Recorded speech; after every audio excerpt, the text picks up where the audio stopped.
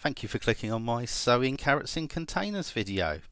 If you've previously watched a video in which I make up a sowing or planting mix for root vegetables or potatoes, you may want to skip ahead to the part of the video featured in the little box here or in my video description. Otherwise, you can just stay right here and we're going to show you how to make up a great planting mix. So I'm going to show you how I like to mix up my planting mix for containers or topping up beds for fertilised roots. So I take a good quality peat-free compost, and I've emptied a couple of 40 litre bags in here, so there's 80 litres altogether in there. The reason I like to use this wheelbarrow is it holds the water, I can disinfect it easily and then move the compost around the garden. So I'm just adding the water.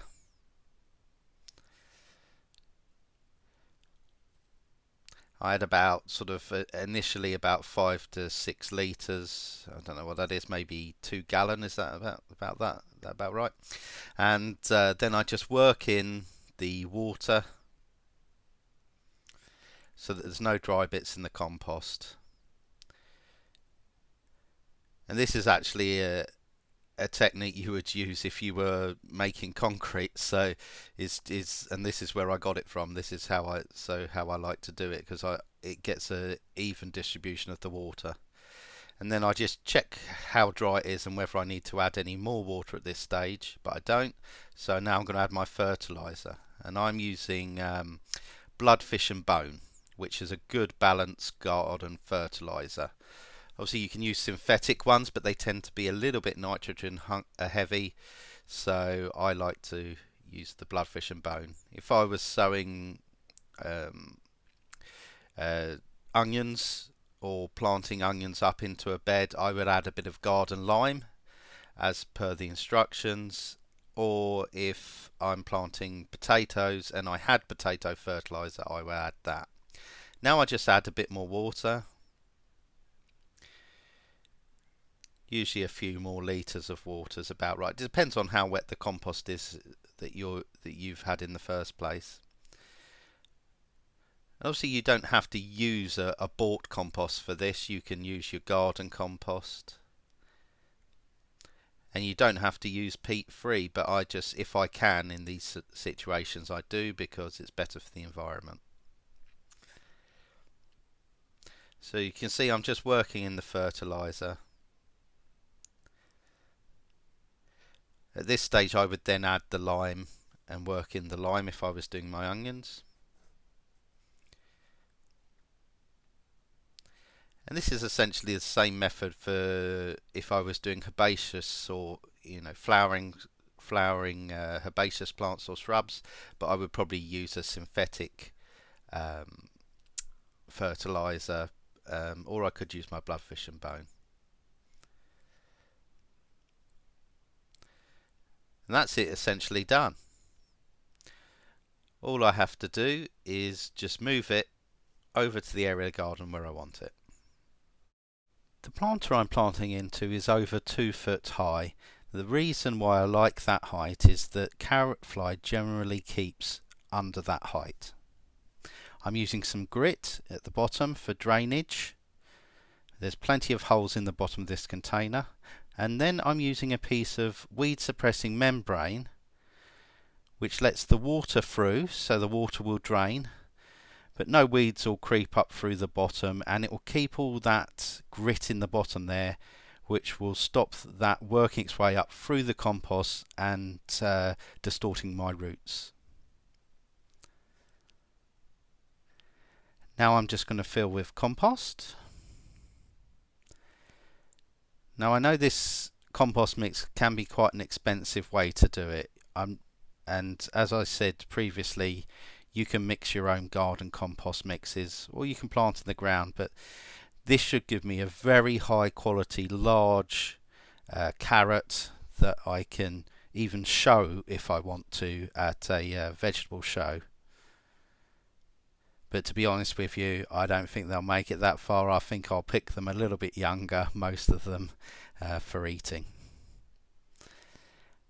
So as I'm filling up this container, I'm just gently pressing down just to make sure that I get rid of any air pockets. There's two major tips I can give you towards having great quality carrots and carrots that don't fork. So that's where the carrots split off and do all in unusual shapes, etc. And that is to firstly not use a fresh manure in your planting mix or in your bed, because that will definitely distort the roots, and to make sure that you're as stone free as possible. I'm not going to mention about thinning out the excess carrots at this stage, because I'm going to save that for a later video, which I'll put a link to once I've posted it. So I've filled my container up now, and I'm just going to gently firm down to again make sure there's no air pockets and to give me a good surface to sow on top of. Ultimately, these carrot seed are going to be sown a centimetre or half an inch below the soil level. You'll see I also have these French marigolds, which I'm going to sow around the edge of the container to help again deter the carrot fly and to make it look attractive. The name of this French marigold I'm sowing now is called Double Mr. Majestic. It's a beautiful double French marigold with red and yellow colouring. It's a nice fast grower as well, so will grow quickly around the edge here. I'm also growing a different variety of French marigold in the greenhouse just in case these don't come up, as I'm using quite old seed. Never be tempted to buy carrot plants in a garden centre or grow yourself to then plant on, as the produce from that will just be forked, split carrots. Now to sow my carrot seed. And carrot seed is quite a small seed.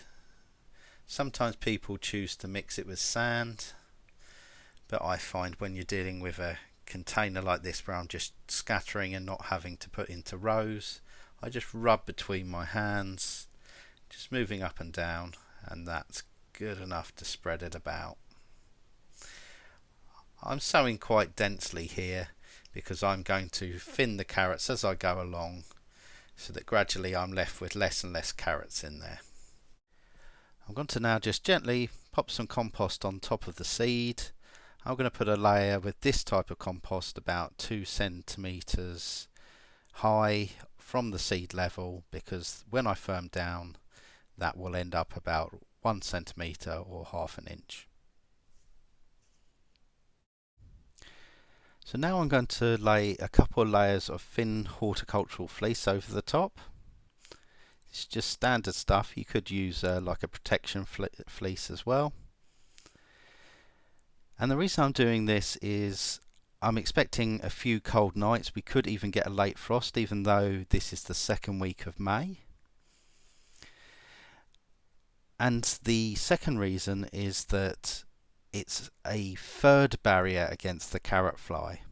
I'm actually using 4 techniques to keep control of the carrot fly. One is the late sowing. The other is this fleece, this physical barrier against carrot fly. The next is that I've planted above 2 foot high where they would normally fly. And the last one, the fourth one, is planting the marigolds, which send out a scent which puts them off the scent of the carrots. And the reason I'm worried about carrot fly is that their larvae bore into the carrots and destroy the carrots. So I've tied it up with string, and I can actually water now through this if I've got the tension correct. And you'll see here I can actually water through. It takes a bit of time to percolate through, and every so often I've got to sort of loosen the string and just check the water is getting through when I water this way. The carrot featured Autumn King 2 is best sown April through to June and harvests August through to November. Best though September through to November. And then the French Marigold is the double Mr. Majestic, fantastic fragrant marigold. Do you have a gardening question you need answering? Perhaps you need to know what compost type to use, or how to improve your compost or soil. Drop a comment below and I'll see if I can help.